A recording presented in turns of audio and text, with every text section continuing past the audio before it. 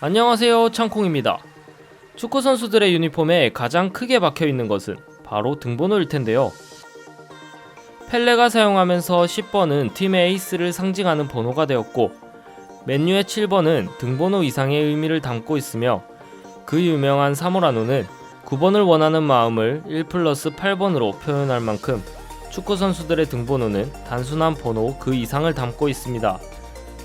특별한 스토리를 가진 특별한 번호들, 오늘은 그 중에서도 특이한 등번호를 사용한 선수들을 알아보려 합니다.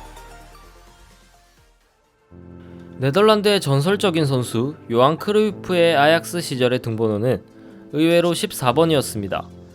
14번이 굳이 특이한 번호냐고 생각하실 분들도 많겠지만, 당시에는 14번은 후보 선수들에게나 돌아가는 번호였고, 때문에 팀의 슈퍼스타였던 크루이프가 14번을 달았다는 것은 정말 특이한 경우였다고 합니다.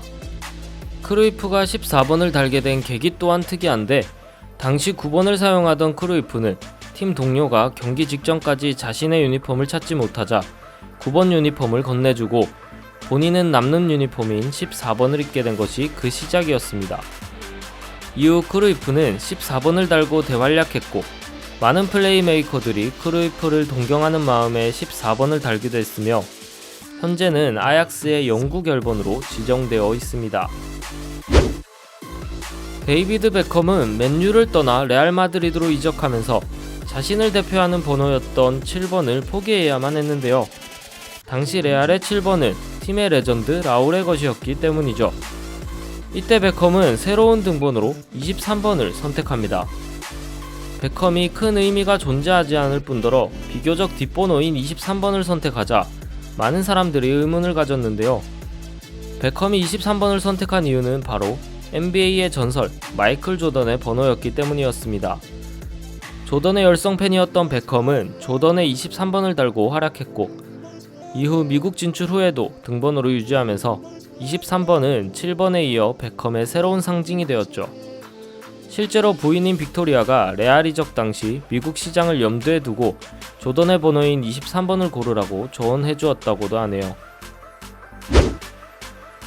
1998년 유소년 팀을 거쳐 첼시의 1군에 데뷔한 존 테리는 은퇴할 때까지 26번을 달고 뛰었는데요. 앞쪽의 번호를 선택할 수도 있었지만 26번을 선택한 이유는 바로 첼시의 레전드 지안 프랑코 졸라 때문이었습니다. 당시 졸라는 첼시에서 25번을 달고 뛰고 있었고, 유망주에 불과했던 존 테리는 졸라를 뛰어넘는 첼시 최고의 레전드가 되겠다는 포부로 졸라의 25번 다음인 26번을 선택했던 것이죠. 이후 존 테리는 첼시의 주장으로서 많은 우승 트로피를 차지하면서 팀 역사상 최고의 수비수가 되어 졸라를 뛰어넘겠다는 목표를 실제로 이루기도 했습니다.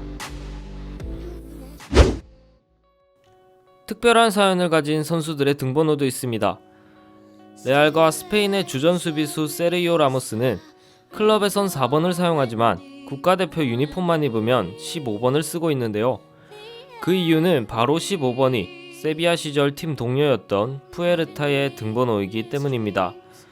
세비야 유소년팀에서부터 절친한 사이였던 둘은 2004년 나란히 양쪽 풀백 자리를 맡으며 데뷔했습니다. 이후 수준급의 실력을 보여준 두 선수를 레알 마드리드가 원했고, 라모스는 이적을, 푸에르타는 잔류를 선택하며 둘은 각자의 위치에서 활약을 다짐했죠.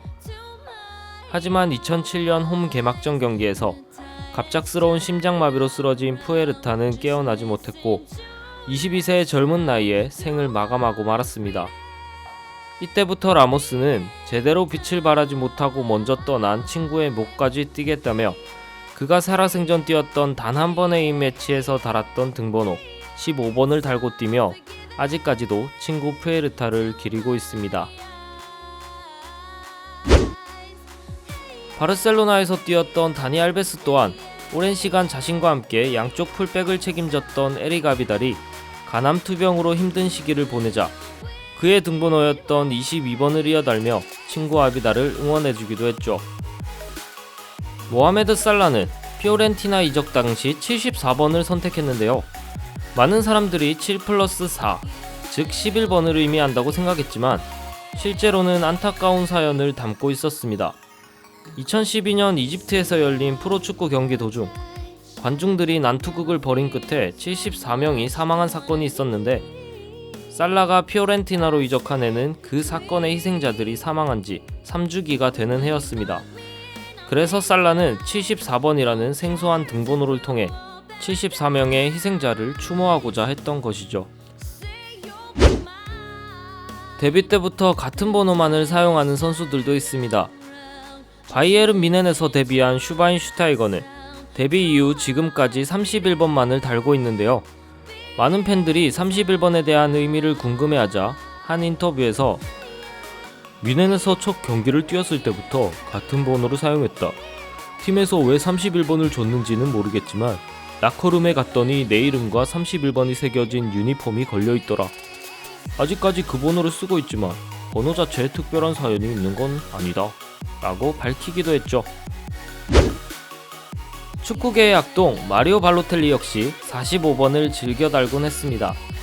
신인 시절 그는 9번을 원했지만 당연히 제한된 번호에서 선택할 수밖에 없었는데요. 이때 발로텔리는 4+5는 9라는 간단한 공식으로 45번을 선택하게 됩니다. 그렇게 45번을 달고 뛰기 시작한 이후 연속 득점을 성공하게 되고, 이때부터 발로텔리는 45번을 행운의 숫자라고 생각하여 이후로도 계속 45번을 고집했다고 하네요. 다만 프랑스로 이적한 이후 발로텔리는 9번을 달기 시작하면서 45번과의 인연을 끝내게 되었습니다. 우리나라에는 홍명보 선수와 황선홍 선수의 20번과 18번이 있습니다. 두 레전드 선수들이 처음 대표팀에 뽑혔을 당시 앞번호는 모두 선배들이 차지하여 남는 번호가 18번과 20번밖에 없었고 어쩔 수 없이 그 번호를 달게 되었다고 하는데요. 그렇게 우연히 남겨진 번호를 받아쓰기 시작했던 것이 결국 본인을 상징하는 번호가 되어버린 것이죠. 두 선수는 2002년 4강 신화를 포함해 은퇴하기 전까지 등번호를 유지하면서 18번과 20번은 한국 축구에 있어 상징적인 번호가 되었습니다. 뿐만 아니라 본인에게 의미 있는 번호를 선택하는 경우도 많이 있는데요. 안드레아 피를로는 아버지가 태어난 거리의 번호이자 자신의 결혼기념일, 그리고 자신의 세리아 A 데뷔일이기도 한 의미 있는 숫자 21번을 등번호로 선택했고, 세계 최고의 풀백 중 한 명이었던 리자라지는 키가 169cm에 체중이 69kg이어서 69번을 택하기도 했으며, 호나우주니와 엘샤라위 등은 자신이 태어난 해인 80번과 92번을 선택하기도 했죠. 오늘은 선수들에게 있어 중요한 의미를 담은 등번호에 대해 알아보았습니다.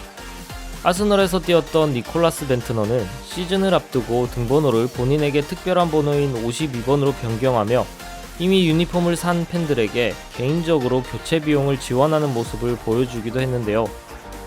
이처럼 어떤 선수들에게는 징크스가 될 수도, 특별한 상징이 될 수도 있는 등번호, 축구를 보는데 또 하나의 즐거움을 줄 수 있는 포인트가 아닐까 싶습니다. 창콩이었습니다.